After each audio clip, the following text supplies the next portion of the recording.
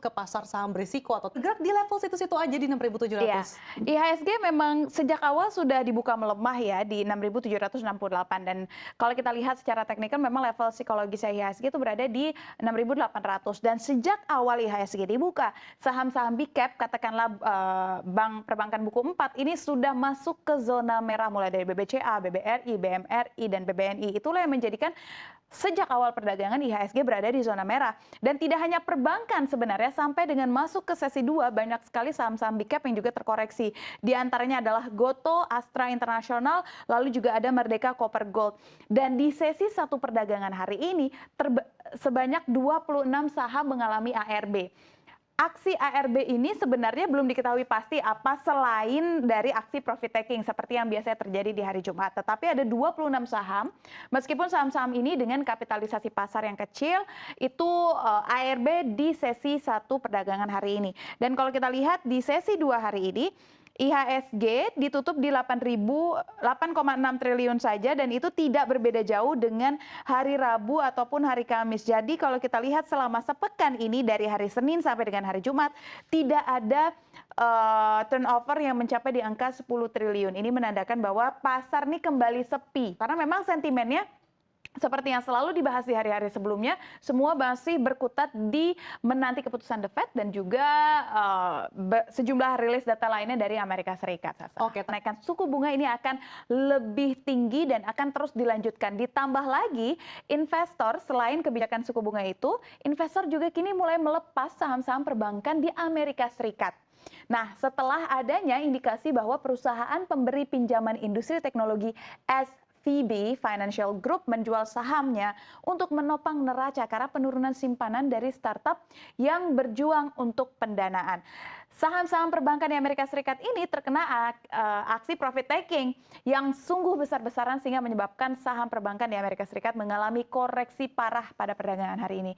Investor juga tidak hanya memperhatikan hal itu, tapi juga akan memantau rilis data dari penggajian non-pertanian atau non-farm payroll, dan juga data ini akan menjadi pertimbangan dari The Fed untuk menentukan kebijakan moneter selanjutnya. Tidak hanya itu, tetapi juga beberapa waktu lalu kita juga dihantui dengan adanya data ekonomi Departemen Tenaga Kerja Amerika Serikat yang menunjukkan bahwa lowongan pekerjaan mencatatkan penurunan tipis pada bulan Januari, tetapi masih lebih jauh jumlahnya daripada pekerja yang tersedia karena gambaran tenaga kerja tetap ketat. Klaim pengangguran awal ini mencapai 211.000 untuk pekan yang berakhir di 4 Maret kemarin. Angka ini menjadi level tertinggi tahun ini dan sejak 24 Desember. Sementara klaim lanjutan itu juga mencapai level tertinggi tahunan yang berada di angka 1,718 juta. Untuk pekan yang berakhir di tanggal 25 Februari sekaligus mencatatkan level tertinggi sejak 17 Desember. Nah, dari data-data yang dirilis ini oleh data tenaga kerja Amerika Serikat ini menandakan bahwa pasar tenaga kerja mungkin mulai melambat. Ini baru kemungkinan ya. Hal ini membuat pejabat Federal Reserve akan mengamati laporan dari JOLTS atau JOLTS dengan cermat, serta mereka juga akan merumuskan kebijakan moneternya pada pertemuan FOMC mendatang. Jadi data tenaga kerja sudah mulai menunjukkan penurunan, tetapi masih belum bisa diketahui pasti apakah benar-benar sudah masuk ke tren penurunan atau tidak. Dan ini berpengaruh sasa terhadap rupiah kita di dalam negeri, 15.500 per US dollar, dan ini masih tanda tanya sebenarnya kemana arah kebijakan The Fed, karena semakin tinggi suku bunga The Fed maka resiko capital outflow dari pasar obligasi akan semakin besar, dolar Amerika Serikat juga akan semakin perkasa, artinya ini akan menjadi bencana untuk rupiah. Tapi kalau kita lihat beberapa hari lalu indeks dolar maksud kami sudah menurun 0,33%, tepatnya kemarin, dan berlanjut di 0,18% di pagi hari ini. Pelaku pasar juga tentunya berhati-hati nih karena tidak menutup kemungkinan data tenaga kerja bukan melandai tapi sebenarnya makin memburuk sehingga menyebabkan The Fed makin hawkish ke depannya untuk menaikkan suku bunga yang dari lebih Amerika agresif lagi Serikat. ya. Iya. Artinya serikat. Nah, di pekan depan hari Selasa sabda dari Jerman. Lambat pada Februari karena konsumen masih tetap berhati-hati mengeluarkan dana mereka meskipun kontrol pandemi no COVID policy yang sempat diberlakukan telah berakhir tahun lalu. Nah, berdasarkan data resmi dari Biro Statistik ataupun NBS yang dirilis Kamis kemarin menunjukkan bahwa inflasi tahunan Februari 2023 tercatat 1%. Sekaligus menjadi laju paling lambat sejak Februari 2022. Inflasi itu turun dari bulan sebelumnya sebesar 2,1% secara year on year. Kalau di Amerika Serikat masalahnya inflasi, kalau di China itu kan kemarin lebih ke kebijakan no COVID policy ya. Jadi sebenarnya ketika inflasinya China memang sangat rendah, tetapi zero COVID policy-nya ini ataupun kasus COVID-19 di negara China masih belum kunjung usai, itu yang bisa membawa dampak paling besar ke negara kita.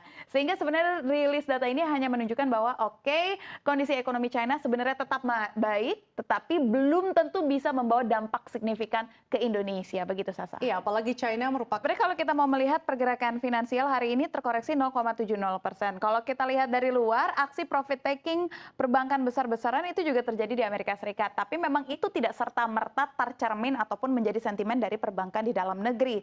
Karena dari dalam negeri kita bisa lihat ya, nanti kami tampilkan pergerakan BBCA, BMRI, BBRI, BBNI juga terkoreksi. BBRI juga terapresiasinya hanya 0,021%, sementara lainnya cukup tinggi, bahkan untuk BBCA dan BBNI di atas 1%. Bank Mandiri nyaris 0,72%. Dan BBCA sampai dengan hari Rabu kemarin ini menjadi saham yang paling banyak di let go oleh asing. Gitu. Jadi kita bisa lihat ini pergerakannya untuk saham-saham perbankan ini, dan salah satu sentimen yang paling mempengaruhi adalah ya aksi profit taking ini karena ketakutan ataupun kekhawatiran investor terkait kebijakan suku bunga. Kalau ini dari perbankan, sekarang kita bergeser ke infrastruktur. Ini yang paling menarik pemirsa, bahwa pergerakan saham ataupun emiten infrastruktur hari ini juga terkoreksi di 0,55% karena adanya sentimen dari dalam negeri, di mana KPK mengungkapkan fakta-fakta potensi kerugian negara dalam penyelenggaraan pembangunan jalan tol di Indonesia selama pemerintahan Presiden Jokowi. Jadi KPK ini mencatatkan setidaknya total panjang jalan tol tersebut mencapai 2.923 km yang mencakup 33 ruas jalan tol dengan rencana investasi sampai dengan 593,2 triliun. Inilah yang memiliki masalah jumlahnya. Nah, apa sih sebenarnya yang dihadapi? Di antaranya adalah proyek tersebut banyak yang telat. Lalu biaya produksi yang membengkak karena penundaan pembangunan. Lalu proyek yang sudah dibangun dan dijalankan oleh satu perusahaan dialihkan di tengah jalan ke perusahaan lain. Sehingga kendala-kendala inilah yang menyebabkan dana produksi dari jalan tol itu membengkak. Sehingga KPK mendeteksi adanya lemahnya akuntabilitas dari perusahaan ataupun PUPR dalam rangka melelang perusahaan jalan. Dan kita bisa lihat pergerakannya beberapa saham di sektor infrastruktur. Kita akan lihat bagaimana pergerakan dari, saya akan coba lihat dari Wika ya. Kita lihat dari Wika, kalau hari ini Wika terkoreksi 3,45%. Kalau WSKT 6,50%, ini udah ARB hari ini. Lalu juga kita lihat ADI pergerakannya di 1,85%. Jadi kebanyakan dari saham-saham di infrastruktur hari ini terkoreksi karena adanya rilis itu dari KPK. Kalau kita lihat pergerakan 7% begitu ya, lebih besar ISG sepanjang perdagangan hari ini. Sekali lagi disclaimer.